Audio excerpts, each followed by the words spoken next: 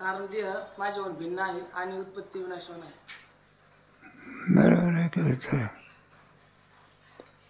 मग आत्मा देह आपल्यावर भिन्न आहे का? देह आपल्यावर भिन्न आहे कशावरून? कारण देहाच्या ठिकाणी मी आणि माझे अशी बुद्धी होते. बरं, पुढे अजून आत्म्याचं स्वरूप शास्त्राने अविनाशी अजून नित्य सांगितलं आहे, पण देह मात्र विनाशी आहे आणि अनित्य आहे देह, त्यामुळे देह मी असू शकत नाही. बरोबर आहे. मग आपण कोण आहोत? आपण आत्मा आहोत. बरोबर. असं झालं तर आता त्याच्यामध्ये आत्मा किंवा स्वरूप आहे? ब्रह्मस्वरूप आहे. अरे सद्रूप आहे. पुढे सद्रूप, चिद्रूप आणि आनंदरूप. आनंदरूप. आता कोणत्या पदाचं व्याकरण झालं? पण दुसरा प्रश्न आहे ना, हा संसार कुठून? जगाचा करता कोण आहे? ईश्वर. ईश्वर कशावरून आहे? अरे ईश्वर सिद्धी करून दाखवली पाहिजे. हा, ईश्वर जगाचा करता. सर्वज्ञ सर्वशक्तिमान आहे. सर्वज्ञ सर्वशक्तिमान आहे. बरं का, एवढ्यावरून का मागते का? आणखी सगळे सर्वज्ञ सर्वशक्तिमान ते ईश्वर होईल. अरे ते काय होईल नाही सांगता येत. अरे बाकीचे म्हणतील आम्ही सर्वज्ञ काय शक्तिवान आहे, आम्ही कोण? कर्तुम अकर्तुम अन्यथा कर्तुम सामर्थ्य. असं सामर्थ्य ईश्वराकडे आहे. कर्तुम अकर्तुम आणि अन्यथा कर्तुम सामर्थ्य ईश्वराकडे आहे. कीर्तनातले विषय आहे. अरे जगाची उत्पत्ती कोण करतो? तो मी जगाचा ना, हे उत्तर आहे. आकाश आहे सर्वत्र.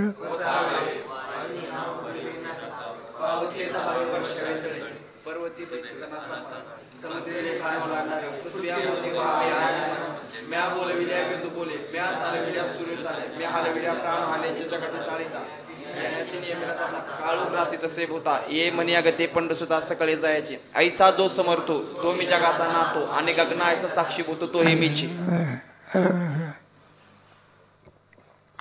मग या जगताचा उत्पत्ती करता, उत्पत्ती केल्यानंतर त्याचं पोषण करावं लागतं. त्याला काय म्हणायचं मग? उत्पत्ती, स्थिती आणि पुढे लय करणे. अलग अलग लक्षामध्ये हे जो करते तो सर्वज्ञ कसा असावा लागतो. आणि तो ईश्वर जगताचा काय करता आहे. जीव आहे का मग? एखादा मनुष्य सुद्धा कर्तुम शक्ती असेल, मग तो ईश्वर होतो का? उत्पत्ती करण्याचं जेणे विश्व ऐसा जगाचा जो नाथ, आणि तो ईश्वर या जगताचा काय करता आहे. मग आपण परिच्छिन्न मानलं तर काय होईल मग? स्वरूपाने कसा आहे तो? व्यापक कशावरून आहे तो? अरे व्यापक कशावरून आहे?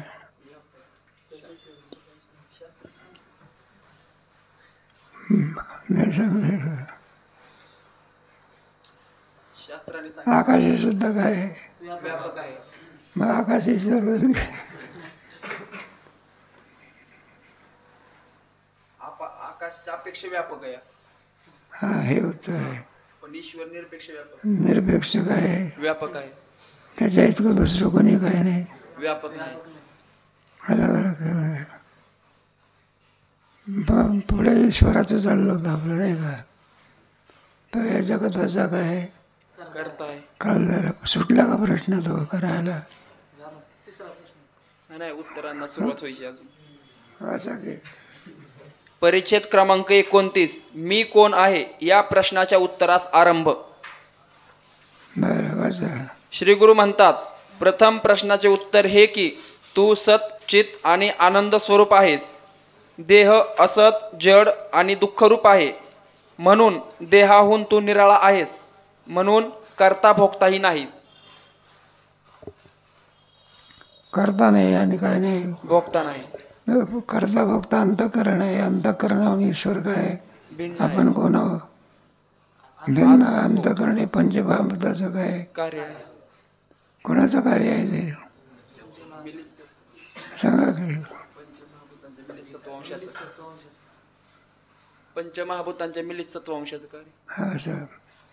नुसतंच पंचमहाभूताचं कार्य आहे का सत्वगुणाचं? सत्वगुणाचं. असं मग ते अंतःकरणाचं स्वरूप आहे. ह्याला लक्षात. पुढे ज्याचे ठिकाणी दुःख असते तो ते दुःख निवृत्तीकरिता आणि सुखप्राप्तीकरिता काही क्रिया करतो, म्हणून तो करता असतो. तुझ्या ठिकाणी ते दुःख नाही आणि तू आनंद स्वरूप आहेस, म्हणून दुःख निवृत्तीकरिता किंवा सुखप्राप्तीकरिता तुझ्या ठिकाणी कर्तृत्व संबंध नाही. नाही.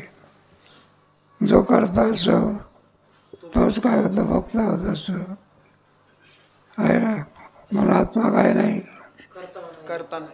करता नाही म्हणून भोगताही नाही. जो गुन्हा करेल तो जेलमध्ये जातो का सगळ्याला घेऊन जातो? जेलमध्ये का नाही तुला? तो गुन्ह्याचा काय आहे? करता आहे. म्हणून तो सुखदुःखाचा काय आहे? भोगता आहे. सुख कोणामुळे होतं? पुण्यामुळे. पुण्यकर्म केलं. पण बरोबर आहे ना. आणि दुःख कशामुळे होतं? पाप कर्म केल्यामुळे. पाप कर्म म्हणजे निषिद्ध कर्म. नसं सांगता आलं पाहिजे. म्हणून करता आणि भोगता कोण आहे? अंतःकरण. आत्म्याच्या ठिकाणी कर्तृत्व येईल काय नाही. मग भोगतृत्व आहे. त्याच्याहून तो असंग स्वरूपात आहे. पुढे ज्या अर्थी करता नाहीस त्या अर्थी भोगताही नाहीस. जो करता असतो तोच भोगता होतो. कारण पुण्य पापजनक जे कर्म त्याचा करता आणि सुखदुःखाचा भोगता स्थूल सूक्ष्म संघात आहे, तू नाहीस. पाप कर्म स्थूल सूक्ष्म संघात आहे. स्थूल म्हणजे कोणती क्रिया करायची असेल, चालायचं असेल तर कशाची आवश्यकता आहे? हाताची काय?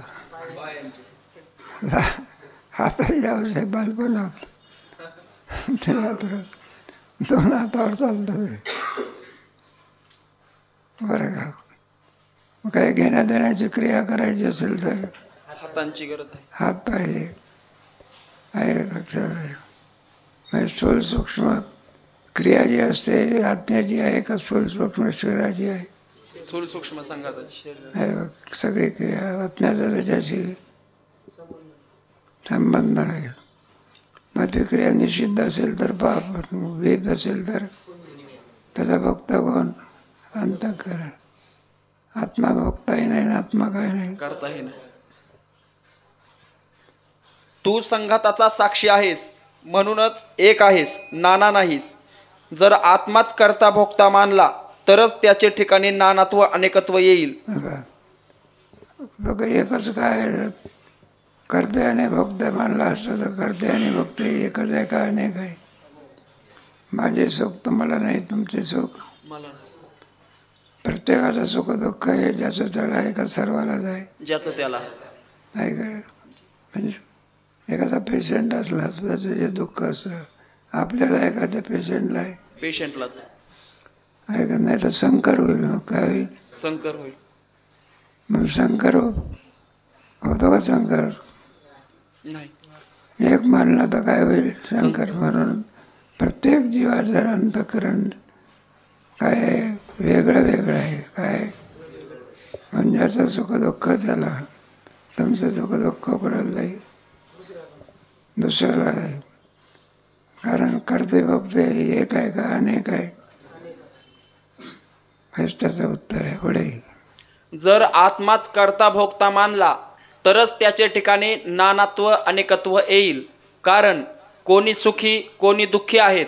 आता आत्मा एक मानून तोच करता भोगता मानला तर एकाच झालेले सुखदुःख सर्वांस झाले पाहिजे. प्रत्येकाच्या घरामध्ये इलेक्ट्रिक बटन प्रत्येकाची काय असते? वेगवेगळ्याच असते. एकच बटन मारले तर सगळीकडे काय पडेल? उजेड एकच बटन मागायची असते का प्रत्येकाच्या घरी भिन्न भिन्न असते? प्रत्येकाचं भिन्न भिन्न तसे करते फक्त एक आहे का भिन्न भिन्न आहे? भिन्न भिन्न आहेत. एक मानलं तर संकर होईल सुखदुःखाचा. भांडणं होईल ना बघ. जाऊ द्या पुढे. याकरिता भोगतेच नाना आहेत, आत्मा भोगता नाही म्हणून एक आहे. मनात पकडताही नाही पुढे काय नाही, भोगताही नाही, मग किती आहे? एक आहे. एकच आहे. अजून तर काही दोन आत्मे जन्माला आलेले नाही, आहे का? प्रधानमंत्री किती असते? एकच. दोन चार असते. दोन चार असले तर भांडणं करत बसतील. पुढे परिच्छेद क्रमांक 30. आत्मस्वरूपाविषयी सांख्यमत. सांख्यमतात आत्म्याला पुरुष असे म्हणतात, तो करता भोगता नाही असे मानूनही आत्मा नाना मानतात. त्यांच्यावर दोन तत्व मानलेले आहे, प्रकृती आणि पुरुष. तुमच्या गीतेमध्ये सुद्धा विषय आलेला आहे का? आठवतं का? 13व्या अध्यायात आहे. प्रकृतीम पुरुषम चैव बरोबर आहे ना? प्रकृतीम पुरुषम चैव विद्यनादि उभावपि विकारांश गुणांश्चैव कार्यकरण कर्तृत्व हेतु प्रकृती रुच्यते पुरुष सुख दुःखानां भोक्तृत्व हेतुरुच्यते. आहे का? प्रकृती पुरुषाचा विवेक. दोन तत्व मानलेले आहे, एक प्रकृती आणि पुरुष. वेदांतामध्ये दोन आहे का एक आहे? एकच. एकमेव अद्वितीय ब्रह्म. नाही एकाने किती मानलेले आहे? तर्कसंग्रह झाला नाही आपला. 7 तत्व मानले. द्रव्य गुण कर्म सामान्य विषय समवाय आणि अभाव. लक्षणाचा द्रव्य म्हणजे गुणाश्रयत्वम द्रव्यत्वम. जाऊ द्या आपलं हे. मग नैयायिकाने 7 तत्व मानले, संख्याने 2च मानले, योग्याने 3 मानले. संख्याने ईश्वर नाही मानला. ईश्वर कुठे मानतो? तुम्हाला केला की योगाने काय केला? ईश्वर मानला म्हणून 3 तत्व आहे, म्हणून 2 तत्व संख्येने मानले. त्याचा तर विचार पुरुष कोणाला म्हणायचा, प्रकृती कोणाला म्हणायचा? पुढे त्यांचा असा सिद्धांत आहे की सत्व रज तम या तिन्ही गुणांच्या साम्यावस्थेचे नाव प्रधान आहे. माया म्हटल्यानंतर त्याच्यामध्ये किती गुणाचे 3 आहे? 3 गुण. 3 गुण कोणते आहे? सत्व रज तम. बरं, अधिक गुण आहे का? नाही. मग 3 गुण आहे तुझ्या ठिकाणी नाही का? तुम्हाला 7व्या अध्यायामध्ये गेला त्रिवीर गुण वैर भावे सर्वमिदं जगत मोहितम नामे जानाति मां. मामेभ्यः परमं. नाही का? सत्वं रजस्तम इति गुणा प्रकृती संभव निबंधन्ति भावते. कोणत्या अध्यायातला आहे? आजोबाच्या. जाऊ दे. प्रधान प्रकृती आहे, विकृती नाही. प्रकृती म्हणजे उपादान कारण आणि विकृती म्हणजे कार्य. प्रकृती कोणाला म्हणायचं? उपादान कारणाला. उपादान कारण. आणि विकृती म्हणजे कार्याला. कार्य आहे का नाही? उदाहरणार्थ घट आहे, त्याच्यातलं उपादान कारण कोण आहे? मृत्तिका. आहे का नाही? आणि पुढे कार्य घट. अरे उपादान कारण मृत्तिका झाली, पुढे कार्य राहिलं ना. हो, कार्य घट. उपादान कारणाला प्रकृती म्हणायचं आणि घटाला काय म्हणायचं? विकृती. 2 समजलं. कार्याला काय म्हणायचं? विकृती. कार्याला विकृती. प्रकृती नाही तर विकृती. विकृती नाही तर मग पुढे वाचा. प्रधानापासून महत्त्व आहे म्हणून महत्त्व विकृती आहे आणि प्रधान महत्त्वाची प्रकृती आहे. हे पहा, कार्यकारणाचा विचार. घटामध्ये माध्यम उपादान कारण आहे आणि जे नामरूप आलेलं आहे ज्याला घट म्हणतात त्याला काय म्हणायचं? विकृती. त्याला कार्य म्हणायचं. काय म्हणायचं?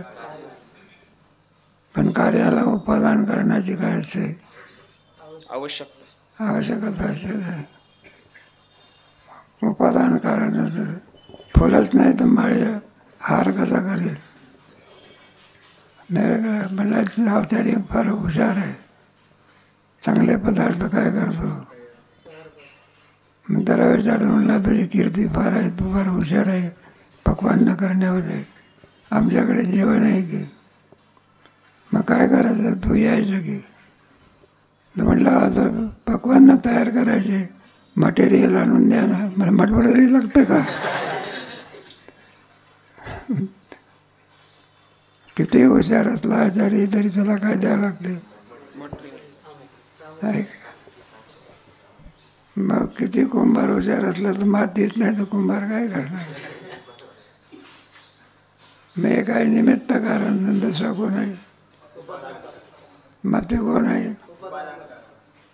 आणि कुंभार. कुंभाराला निमित्त कारण का म्हणायचं. त्याच्या कार्यामध्ये सहाय्य, त्याच्या सहाय्याने घडतो. त्याच्या कार्यामध्ये त्याच्या सहाय्याने, कुंभाराच्या सहाय्याने घटाची निर्मिती होते, त्याच्यामुळे निमित्त कारण. आणि मृत्युकेचा मातीमध्ये प्रवेश आहे घटामध्ये म्हणून उपादान कारण. पण निमित्त कारण काय आहे. ज्याचा कार्यात प्रत्यक्ष प्रवेश नाही, परंतु ज्याच्या उत्पत्ती स्थिती लयासाठी ज्याच्या असण्याने कार्य होते त्याला निमित्त कारण म्हणतात. काय म्हणतात पुन्हा. अरे ज्याचा कार्यात साक्षात प्रवेश नाही, परंतु ज्याच्या असण्याने कार्य होते त्यास निमित्त कारण म्हणतात.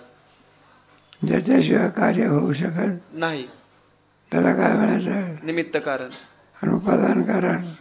ज्याचा कार्यात प्रवेश असतो आणि ज्याच्या वाचून कार्य राहत नाही त्याला काय म्हणायचं, उपादान कारण. ती प्रकृती अनादी आहे म्हणून विकृती नाही, आणि महत्त्व, अहंकार आणि पंचतन मात्रा ही 7 परस्परात मागीलांच्या विकृती आणि पुढीलांच्या प्रकृती आहेत. पुरुष आहे ना तो कोणाचं कार्यही नाही,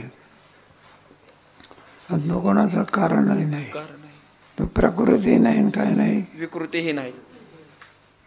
आता का हे झालं पुरुषाचं वर्णन, आणि प्रकृतीच्या बाबतीचं वर्णन चाललेलं आहे. वाचा. या रीतीने 7 प्रकृती विकृती आहेत, आणि पंचभूते, दशेंद्रिये आणि मन ही 16 विकृतीच आहेत, प्रकृती नाहीत. 7 कोणत्या प्रकृती आहे. ती पुढे सांगणार आहे.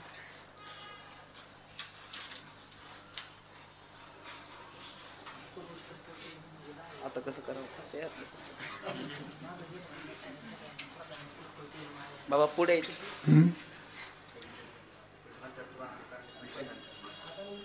कुठे लिहिले. महत्त्व, अहंकार. बरोबर आहे ना. महत्त्व 1, अहंकार 2 आणि पंचतन मात्रा किती झाले. 7. अरे 7 झाले की. हो 5 आणि 2 7. पंचतन मात्रा, महत्त्व आणि अहंकार, अहंकार किती झाले. 7 झाले. ह्या काय आहे, प्रकृती विकृती. प्रकृती आणि विकृती. प्रकृती आहे आणि काय पुन्हा विकृती आहेत. आहे. एखादा बार असला झाडाला, तो काय झाला, विकृती झाला, आणि पुढे फळ आलं म्हणजे काय झाला, तो प्रकृतीचा. बाराशिवाय आंब्याला काय येत नाही, फळ येत नाही. नाही का लक्षामध्ये. बारच नाही तर आंबा आहे का. नाही. मग आंबा काय झाला, विकृती. बार काय झाला, प्रकृती. बरं बारा याला झाडच नाही तर बार येतं का. नाही. मग झाड कोण आहे, प्रकृती. आणि बार कोण आहे, विकृती. विकृती.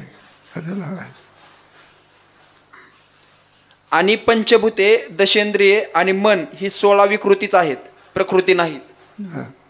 16 कोणते, 5 भूते. नाही 5 ज्ञानेंद्रिय, 5 ज्ञानेंद्रिय, 5 कर्मेंद्रिये, पंचमहाभूते आणि मन. मन किती झाले, 16 झाले. काय करे, पंचमहाभूत, 5 कार्यान्द्रिय, 5 ज्ञानेंद्रिय, 15, आणि मन 1, 16. ह्या काय आहे, विकृती आहेत, प्रकृती नाहीत. विकृती म्हणजे कार्य आहेत, कार्य आहे, त्याच्यापासून काही घडू शकत नाही. हे बा, एखादं झाड असलं त्या झाडाला पानं येतात, तरी मग शेतकरी काय करत असतो, पुढे त्याला संत्र्याचं झाड आहे, अगोदर काय असते पानं, पुढे बार येत असं पुढे ठळक फळ येत असते. आलं ना का? बार कोण झाला प्रकृती आणि फळ काय झालं विकृती. बरं झाडच नाही तर बार कुठून येईल? मग झाड काय झालं प्रकृती. बार कोण झाला विकृती. अरे हे परस्पर असं तसे तसे किती तत्व 17 घेतले ना. 5 ज्ञानेंद्रिय 5 कर्मेंद्रिय 5 पंचमहाभूते आणि मन 16. 16 आहे. हे काय आहे? विकृती आहेत. विकृती आहे.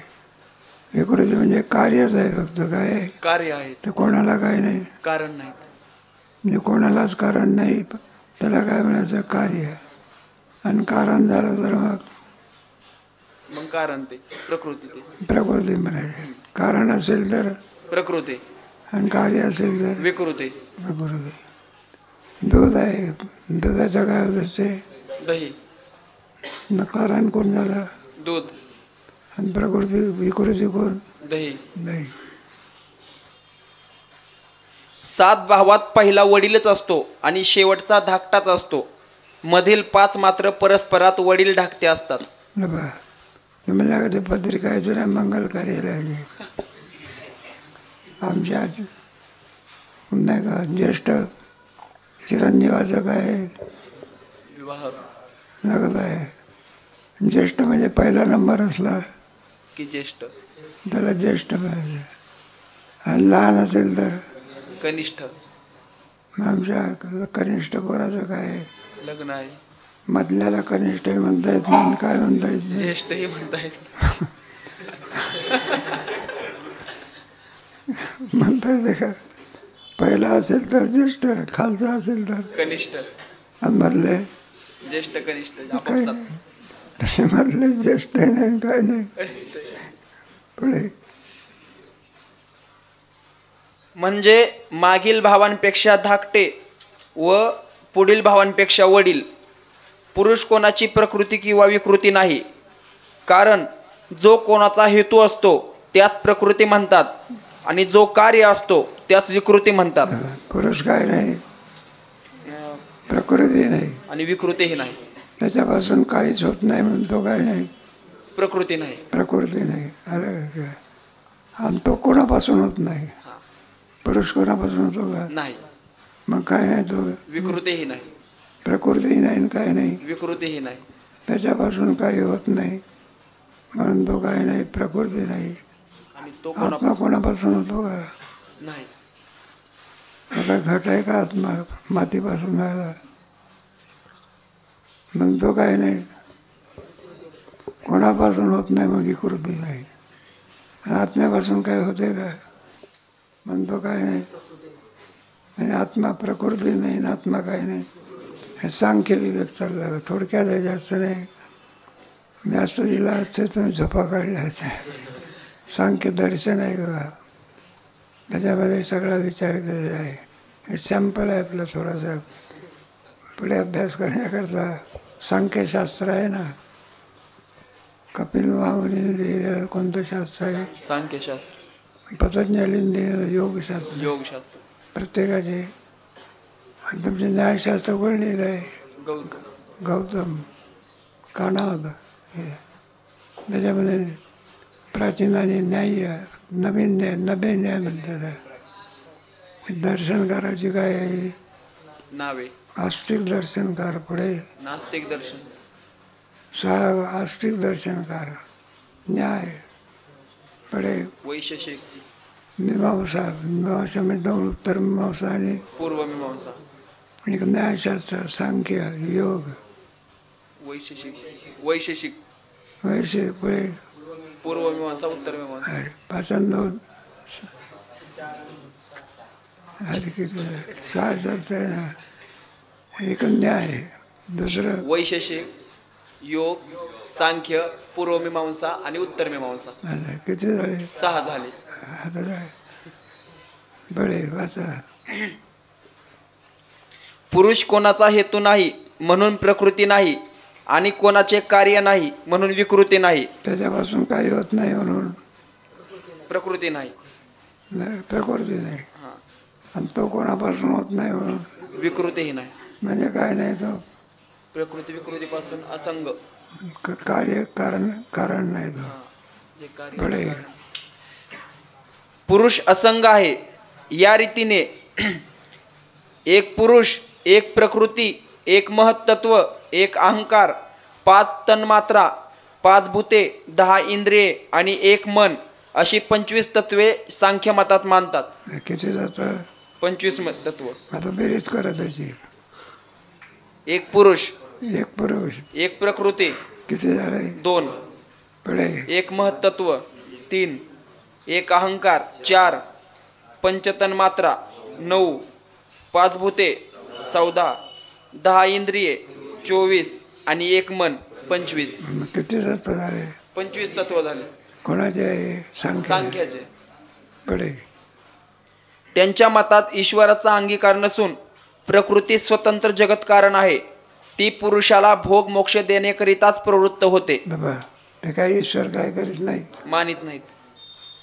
ते म्हणला का नाही तर ते म्हणला प्रकृतीच काय देते भोग मोक्ष सर्व काही करते ते कोण करते प्रकृतीच. विद्या मध्यंतरी ईश्वर मानून करायचं काय कशाला पाहिजे. मी अभी भी राजी तो क्या करेगा. एक मला राजी असेल काजीचं काय नाही काम नाही. त्याच्यात कशाचं काम बीच में मेरा जात नाही. मग त्याचा खंड नाही की पुढे तुमच्या होऊन गेलेला आहे नाही मला वाटतं व्हायचं पुढे आहे खंड. हां पुढे आहे खंड. पुढे आहे की कर्मच फळ देते असं जर म्हटलं तर चोरी केलेल्या माणसाचा हात काय झाला पाहिजे लगेच जायला तुटून पडायला पाहिजे. काय कर मग काही कालानंतर तुटतो ना हो. भोगावं लागते. यावरून काय सिद्ध होते कोणी ना कोणीतरी फलदाता आहे त्या कर्माचा फलदाता असला पाहिजे. कर्मच फळ देते तर ताबडतोब काय झालं पाहिजे लगेच फळ दिलं पाहिजे. मग ताबडतोब मिळत असते कालांतराने कालांतराने. आहे का आपण जे काही बघत असतो ना पाप पुण्य हे मागच्या जन्माचं काय आहे कर्माचं फळ आहे. नाही ना ते कर्म चुकत नसते बाई. या जेव्हा जरी केलं तरी दुसऱ्या कोणीतरी आणि कसं खाली यायची बा फोड व्हायचा. डॉक्टरकडे गेला डॉक्टरने सांगितलं म्हणलं हे बा हा फोड कशा नाही तो तुम्हाला हे फोड वगैरे तेव्हा तुम्ही काय करा गोड खात असतं का म्हणलं गोड खात असतो की म्हणलं काय खात असतं साखर का गूळ वगैरे साखरेपेक्षा गूळ चांगला आहे म्हणलं गूळ घेत असतो काय घ्यायचे म्हणलं एक गुळाचं काय परिणाम आहे म्हणलं गुळ खाणं काय करून द्या. त्यानं महिनाभर काय केलं गुळ काय केलाच नाही खाल्लाच नाही बा. तरी फोडं येणं काय झाले नाही बंद पडले नाही. तो म्हणलं का महिना झाला गुळ खाणं सोडून दिला तरी फोडं येणं काय होत नाही. मग आता तो म्हणलं मी काय करीत नाही. मग फोडं काय येतात म्हणलं या जन्मात तुम्ही आता तुम्ही गोड सोडला मागच्या जन्मामध्ये भरपूर खाल्लं कोणत्या जन्मात त्याचं फळ आहे म्हणलं. मागच्या जन्मातलं सुद्धा काय करावं लागते भोगावं लागतं. आज जरी फळ मिळालं नाही तरी उद्या निश्चित पुढच्या जन्मात निश्चित.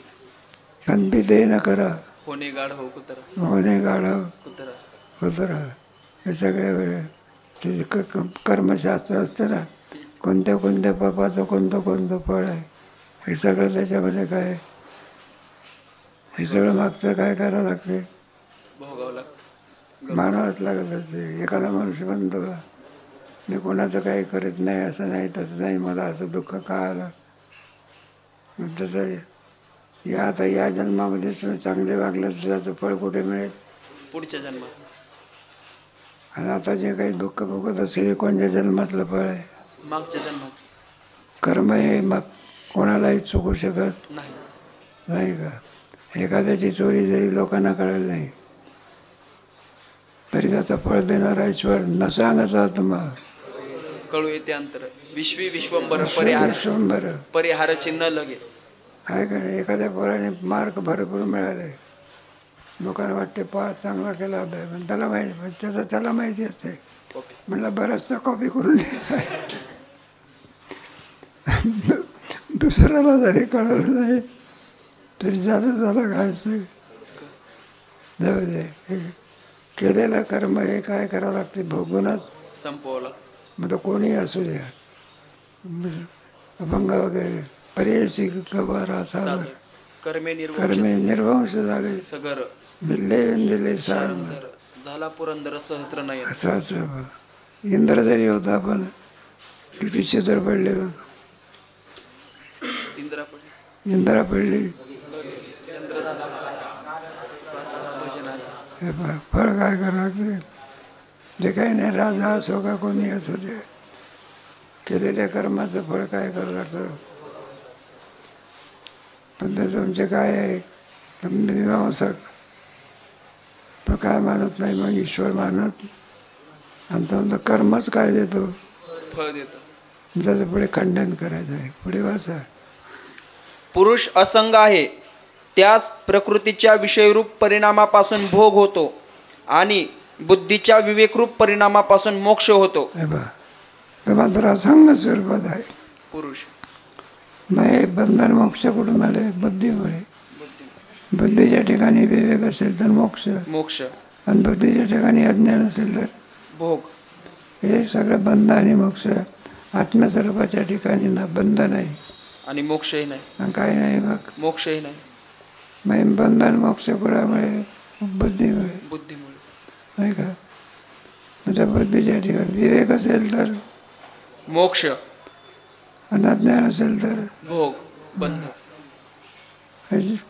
नाही का. अज्ञान आत्मस्वरूपाच्या ठिकाणी ना अज्ञानही नाही, असंग स्वरूपात आहे. काय तुम्हाला आहे ना, सगळे परिणाम कोणाचे आहे, वासना कुठे राहत असतात, अंतःकरणात, बुद्धीत. त्यालाच म्हणतात अंतःकरण, बुद्धी, मन. बरं का. ते अंतःकरण आहे. संकल्प विकल्प करत असेल तर मन, निश्चय करत असेल तर बुद्धी. बरं का. संकल्प विकल्प अहंकार घेत असेल तर अहंकार, अभिमान घेत असेल तर अहंकार. अनेकाचे भिन्न भिन्न आहे, काही एकाच अंतःकरणाचे विकार आहे, एकाच अंतःकरणाचे विकार नाही का. तेच अंतःकरण निश्चय करीत असेल तर बुद्धी, संकल्प विकल्प करीत असेल मन चिंतन करत असेल, चिंतन करत असेल तर चित्ताला विनिवेश घेत असेल तर अहंकार.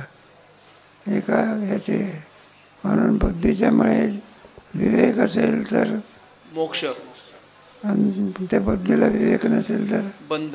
हे कोणावर अवलंबून आहे सगळे. बुद्धीवर. परिवर्तन हे कशात होत असते, बुद्धीत होत असते. बुद्धीत होत असते. आपल्याला ज्ञान कुठं, आत्म्याला कुठं ज्ञान होत असे का, नाही. मग ज्ञानानं अज्ञानाचं भांडार कुठं आहे, बुद्धीत आहे का. 26 निश्चयात्मिका बुद्धी संकल्प विकल्पकम म्हणा असं कोण केलं. त्या बुद्धीमध्ये तुम्हाला केलं की दुसऱ्या गीतेच्या तरंगामध्ये बुद्धीचं वर्णन आहे. व्यवसायात्मिका बुद्धी रे बुद्ध व्यवसाय नाम काय करे. तर कर्मठाची बुद्धी वेगळी, ज्ञात्यापर्शाची गोष्टी वेगळी. या बुद्धीचं वर्णन पुन्हा 18व्या अध्यायामध्ये आलेलं आहे.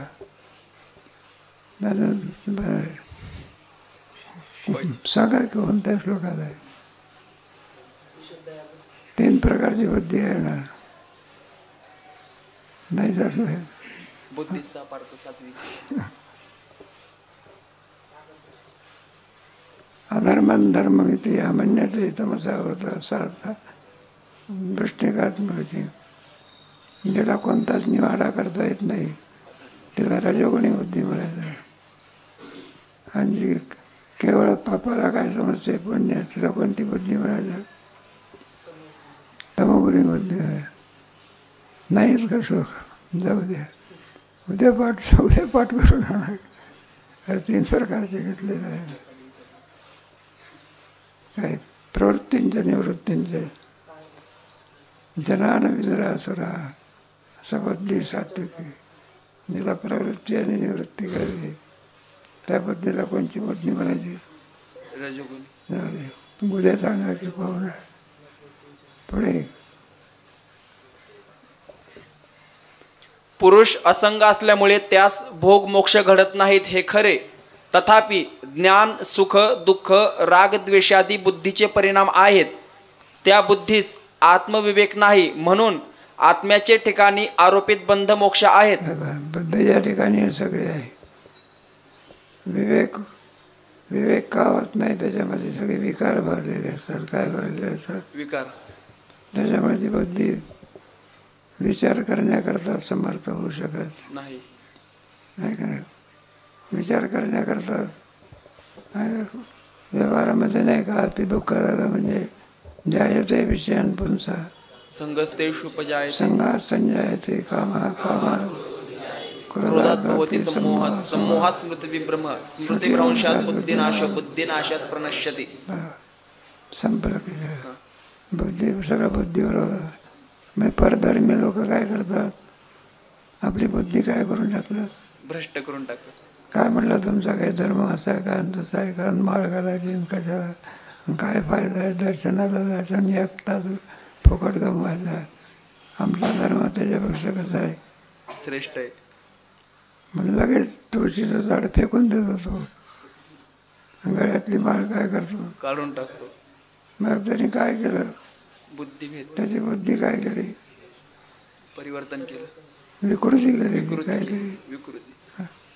मग प्रचार करणारे लोक असतात ना ते म्हणजे आहे ना नाना प्रकारचे धर्म आहे ना त्यांच्यामध्ये या गोष्टी जाऊ दे आपल्या. म्हणून आपल्या धर्माच्या ठिकाणी बुद्धी काय पाहिजे? स्थिर पाहिजे. किती माणसं लोकांनी आपल्याला म्हटलं तुम्ही बाई आहे तुम्ही बाई आहे. 50 लोक म्हणत तरी आपण सुद्धा आपला निश्चय त्यांच्या म्हणण्याने बाई होत असतो का आपण? नाही. मग लाख जगी म्हटलं की बाई आहे मग मी कोण आहे? पुरुष. मग तो स्वतः बाई म्हणायला लागतो का? नाही. मग त्याचे सगळे हिंदू जगात कोणत्या धर्माचं श्रेष्ठ धर्म कोणता आहे? सनातन धर्म. हिंदू. सनातन धर्म. त्यालाच हिंदू धर्म म्हणायचं. काय म्हणायचं? हिंदू. आता हिंदू धर्माची संख्या काय व्हायला लागली? कमी व्हायला. बोलतात धर्म पेरलेलं उगवत नाही. काँग्रेसची गावात काय खरं नाही. अरे हिंदू लोकांची संख्या कमी झाली तर उद्या काय होईल? बहुमताचा निवडून कोण येत? मग सगळे त्याचे कायदे आपल्याला काय करावं लागेल? पाळावे लागतील. काय काय जाऊ दे आपला राजकारण विषय नाही. असा विवेक नाही. असा अविवेक सिद्ध आत्म्याच्या ठिकाणी जो भोग त्यामुळेच आत्मा भोगता असे म्हणतात, खरोखर तो भोगता नाही. आत्मा काय नाही? भोगता नाही. आत्मा काय नाही? करताही नाही. दोन्ही नाही का? आत्म्याच्या ठिकाणी कोणते व्यापकात क्रिया नसते. आकाशामध्ये क्रिया आहे का? नाही. काय क्रिया नाही? ती व्यापक आहे. व्यापक. तिला कुठं क्रिया होत असते का? क्रिया होण्याकरता काहीतरी पोकळी लागलं. तसा आत्मा व्यापक असल्यामुळे त्याच्या ठिकाणी कोणती काय नाही आहे का नाही? एखादा कल्पना एखादा भाडेकरू आहे. आता भाडेकरू आपलं सामान सगळं घेऊन जात असतो दुसऱ्या घरामध्ये. त्याला विचारलं म्हणलं का सगळं नेलं का तुम्ही? हा म्हणलं सगळं. काही राहिलं का भाड्याच्या घरात? काही राहिलं. म्हणले आकाश नेता येते का? का नेता येत नाही? ज्या घरी न्यायचं त्या घरी असून त्याचा अभाव पाहिजे. काय पाहिजे? या घरात जसं आकाश आहे तेच आकाश कोणत्या घरात आहे? म्हणून व्यापकाच्या ठिकाणी काय नाही, असं आत्मस्वरूपाच्या ठिकाणी काय नाही. म्हणून आत्मा काय नाही, करताही नाही, भोगताही. आणि जो करता असतो तोच काय असतो? भोगता असतो. कोणी गुन्हेगाराला सरकार शिक्षा देत असते का? जो गुन्हा करीत त्याला कोणालाही देते का? तो एखाद्याने म्हटलं मला का शिक्षा देतात? आम्ही काय वेडे आहो का? म्हणा काय कोणीतरी आपला मनुष्याला दर्शनाला चालला होता एखाद्या या चॅप्टर माणसाने पाहिलं, अरे म्हणलं याच्या खिशामध्ये काय आहे, पाकिटात ते पैसे बिल देण्याकरता फुलाचे. त्याला कळून चुकलं खिशामध्ये काय आहे, पैसे नाही पाकिट आहे. ते काय केलं पाहिजे, त्याने शिक्षण घेतलेलं असते, प्रशिक्षण म्हणतात. पाकिट कसं मारायचं बरोबर, त्याला काही दर्शनाला जायचं नसते. मग आपण नाटक करतो आणि पाठीमागून गोळीने काय जातो चालतो. शेवटी दर्शन करायचं का पाकिट मारायचं बरोबर कळू देत नाही बघा. आणि पाठीमागून त्याच्या खिशात काय घालतो, पाकिट मारतो, हात घालतो. आणि त्याला कळून चुकलं कोणाला, मालकाला. अरे म्हटलं हा काय मारून झाला, पाकिट काय करा. मग हात धरला, त्याचा काय धरला, हात धरतो आणि कोणाकडे नेऊन नेला, पोलिसाकडे. हा म्हणलं मला आलं का लक्षामध्ये, पोलिसाकडे काय घेऊन जाता. त्याने सांगितलं म्हटलं तू काय का, म्हणलं आम्ही एवढंच चुकलं, स्वतःच्या खिशात हात घालण्याच्या ऐवजी हात कोणाच्या खिशात घालून पाहिजे, तो कोणाच्या खिशात घातला. मला तेवढ्या करता जेलमध्ये चला. आता तू गुन्हेगार झाला, काय झाला, मग गुन्हेगार झाला, शिक्षा काय झाली पाहिजे, झालीच पाहिजे. नाही ना, जो करता असतो तोच कोण होतो, जो करताच नाही तो कसा होईल. भोक्तृत्व बुद्धीच्या ठिकाणी आहे, ती आत्म्याहून भिन्न आहे. अशा ज्ञानालाच सांख्य विवेक म्हणतात. त्यांचा विवेक कोणता आहे, तेव्हा बुद्धी आत्म्याहून काय आहे, भिन्न आहे. आत्मा कोणाचं कार्य आहे का, नाही. कोणाचं कारण आहे का, नाही. बुद्धी भोक्ता कार्य आहे ना. कार्य आहे कुणाचं. तुम्हाला 5व्या तरंगात गेलं की सूक्ष्म दृष्टी सांगितली ना, त्याच्यात बुद्धी सुद्धा सांगितलं तुझ्या. ज्ञानाचा परिणाम कोण आहे, सत्वगुणाचं काय आहे ते, मन हे कोणाचं कार्य आहे, रजोगुणाचं कार्य आहे. बुद्धी ज्ञान आहे त्याच्यामध्ये, बुद्धी कोणाचं कार्य आहे. आता गेला की 5व्या तरंगामध्ये विचार सांगितलं, लिंग शरीरामध्ये काय काय आहे, कर्मेंद्रिय नाही सांगते. पाच कर्मेंद्रिय सृष्टी निर्माण करते वेळी 3 गुणात्मक केलेलं आहे. सत्वाचं कार्य कोण, रजाचं कार्य कोण, आणि तमाचं कार्य कोण. कर्मेंद्रिय कोणाचं कार्य आहे, रजोगुणाचं. ज्ञानेंद्रिय सत्वगुणाचं. आणि बाकी शरीर जड स्वरूप तमगुणाचं. गेलं का नाही मागे. मग बुद्धी हे कोणाचं कार्य, ज्ञानाचं. ज्ञान कोणाचं राहते, बुद्धीत राहते. तुम्ही पाठ केले काय होई म्हणा, ज्ञानेश्वरी म्हणा, मग ते कुठं राहते, बुद्धीत राहते. आहे काय, बुद्धी ज्ञानाचं काय आहे. मग शुद्ध बुद्धी असावी लागत असते. मलिन बुद्धी असेल त्याच्यामध्ये बी मलिन विचार असतात. कोणत्याला जाऊ दे पुढे व्हायला. आणि त्याच्या अभावास अविवेक म्हणतात. या रीतीने सांख्य मतात आत्मा असंग आहे आणि सुखदुःखादी बुद्धीचे धर्म आहेत आणि पुरुष आत्मा नाना आहेत असा सांख्यांचा सिद्धांत आहे. या रीतीने सांख्य मतात आत्मा असंग आहे. बरं, आत्मा कसा आहे, असंग आहे. कोणाचं मत आहे, सांख्य मतात. असंग असंग कोणाला म्हणायचं, स्वगत सजाती विजाती आहे, भेदरहित, देश काल परिचय शून्य आहे. त्याच्याशी त्याचा काही संबंध नाही. असून सुद्धा त्याचा किती पाऊस पडला तर आज आकाश सुद्धा भिजत असते कधी नाही. मग आकाश त्याच्यावर काय ते असंग आहे का. पाण्याने आपला कपडा जसा भिजतो तसा आकाश भिजला का कधी? नाही. मग किम स्वरूप आहे ते? असंग स्वरूप आहे. असं किती ऊन तापलं तरी आकाश तापते का? नाही. मग आत्मा मला आकाश कसं आहे? हे पहा, एखादा कुंभार असतो आणि तो तुमच्या घटाची काय लावतो, हे लावतो, भाजतो बघा तो. हे बिठा असतात, काय करतात? भाजतात. कोणी ते घटपिठा काय करावं लागते? भाजावं लागतं. भाजावं म्हणजे हे होते काय, खापरं म्हणा किंवा काय म्हणा. मग त्याच्यामध्ये आकाश आहे की नाही? हो. घटामध्ये काय आहे? आकाश आहे. मग आकाश हे भाजले जाते का? नाही. आकाश जसंच आहे तसंच. मग आकाशाला अग्नी जाळू शकत नाही. आकाश जसंच आहे तसंच. तसं आत्मा किम स्वरूप आहे? असंग स्वरूप. असंग स्वरूपात आहे. तो कोणत्याच्याने लिप्त होऊ शकत नाही. तो पापाने नाही ना कशा नाही, पुण्याने नाही. मग त्याला असंग स्वरूपात आहे. जय जय देव ज्ञानेश्वरीची आहे.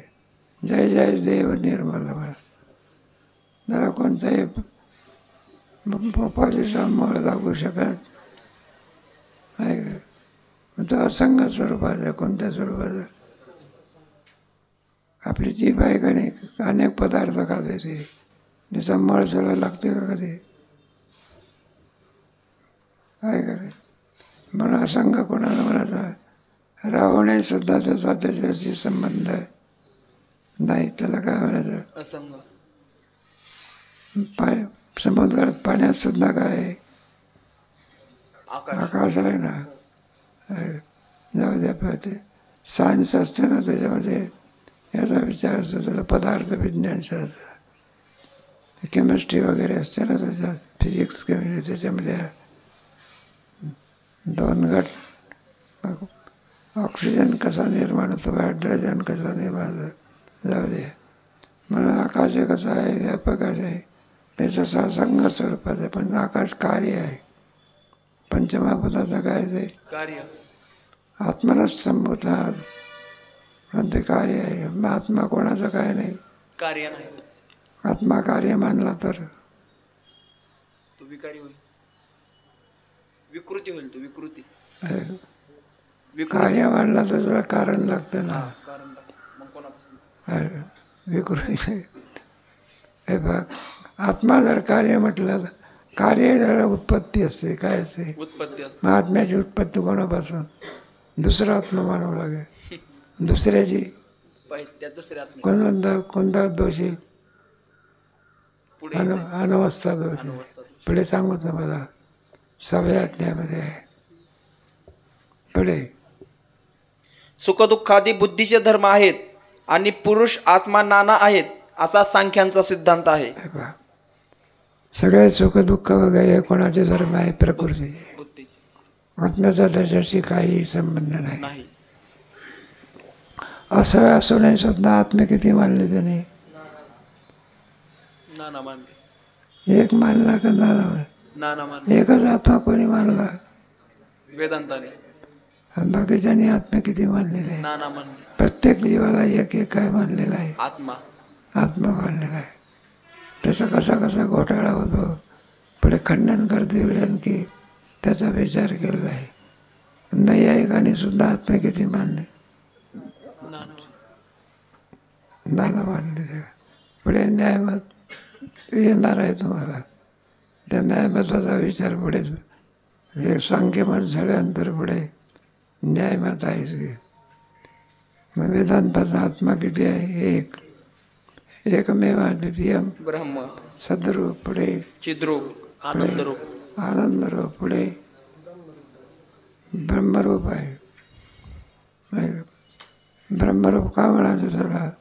आत्म्याला कुठे नाव असते का? पण त्याला बृहदात्म त्याच्यामध्ये वृद्ध हो. ज्याच्या इतका निरपेक्ष कोणी नाही, व्यापक आहे म्हणून त्याला ब्रह्म म्हणायचा. काय म्हणायचं त्यालाच? आत्म्याच्या अंतःकरणाची उपाधी लागली, परिच्छिन्नता आली म्हणजे त्याला आत्मा सतत व्यापन होती ती आत्मा. ज्याला कोणतीच उपाधी नाही, व्यापकत्व त्याला ब्रह्म असं म्हणत असतात. तात्पर्य कशाकरता सांगितलं? सगळं सजातीय विजातीय वेदरेज्ञ देश काल परिच्छिन्न सद्रूप चिद्रूप आनंद स्वरूप एकमेव अद्वितीयम असं जे तत्व असते त्याला ब्रह्म असं म्हणतात. त्याच्याशिवाय दुसरं काहीही नाही. त्याला का तिथे कोणत्याही प्रकारे भेद नाही. आत्म्यामध्ये सुद्धा भेद नाही बघा, बरं का. इतर लोकांनी भेद मानलेला आहे. प्रत्येक जीवाला एक आहे आत्मा आहे. आणि वेदांतशास्त्रामध्ये प्रत्येक जीवामध्ये असलेला आत्मा भिन्न नसून किती आहे? एकच आहे. एक. सर्वागटी राम देहादी एक. भेद शरीरामध्ये आहे. कोणात आहे? शरीर. पण आत्मा किती आहे? आहे का? भेद उपाधीमध्ये आहे. आकाशामध्ये भेद आहे का? मग आकाशामध्ये भेद कोणामुळे वाटतो? उपाधीमुळे, घट उपाधीमुळे. घटाची उपाधी लागली तर, घटाकाश. मठाची लागली तर, मठाकाश. जलाची लागली तर, जलाकाश. 10-5 घट असले तर 10-5 आकाश. भेद कोणात आहे? उपाधीत. आकाशात आहे का? नाही. आकाश किती आहे? एकच. 1000 घट काय असे ना, पण आकाश किती आहे? एकच. मग त्याच्या ठिकाणी अनेकत्व कोणामुळे आलं? उपाधीमुळे. मग आत्मा एकच आहे. अनेकत्व कोणाला मिळालं? शरीरामुळे. शरीर भिन्न भिन्न आहेत. आत्मा किती आहे? एकच आहे. एकच आहे. म्हणजे अर्थ एकच आहे. अर्थ परिच्छिन्न नसून काय? व्यापक आहे. आहे का रे? हे त्याचा विवेक आहे. तर आत्मविवेक म्हणतात. कोणता? आत्मा अनात्मविवेक, सत्यमिथ्या विवेक असे असं विद्या किंवा नासत्व विद्यते भाव. नाभावो विद्यते सुत उभयोरपि दृष्टोंतस्तोनयोस्तत्वदर्शिभिः. गीतेमध्ये बऱ्याच ठिकाणी आत्मविवेक केलेला आहे. न जायते म्रियते वा न कदाचिन नायं भूत्वा भविता वा न भूयः अजो नित्यः शाश्वतोऽयं पुराणो न हन्यते हन्यमाने शरीरे. म्हणून याला आत्मविचार म्हणतात. मी कोण आहे असा करावा. आणि म्हणे ज्ञानेश्वर निवृत्तीचा. असं संख्याने आत्म्या किती मानले मग? नाना मानले. आता ही मोठी चूक केलेली आहे. साधी चूक आहे का ही? नाही. मोठी चूक आहे नाही. मला जी चूक कशी आहे पुढे त्याचं काय करणार आहे? खंडन करणार आहे. खंडन करणार आहे. त्याचा विवेक कधी करू माझा? उद्या. उद्या पुन्हा आणखी तुम्हाला थोडे सांख्य दर्शन आहे ना, हे समजण्याकरता पुन्हा आणखी उजळणी दाखल आपण करू. आणि सांख्य दर्शन आहे, पुढे न्याय दर्शन आहे, आणि पुढे मग योग दर्शन आहे.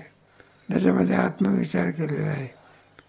मग कोण कोणाला काय मानतो? मोक्ष कोणाला मानतो? बंध कोणाला मानतो? बुद्धीचा विवेकरूप परिणाम असेल तर मोक्ष, आणि विषयरूप परिणाम असेल तर बद्ध. तुमच्या संख्याचं तत्वज्ञान आहे. बरं, संख्याने किती तत्व मानले? 25. मुळामध्ये किती आहे? 2च आहे, पुरुष आणि प्रकृती.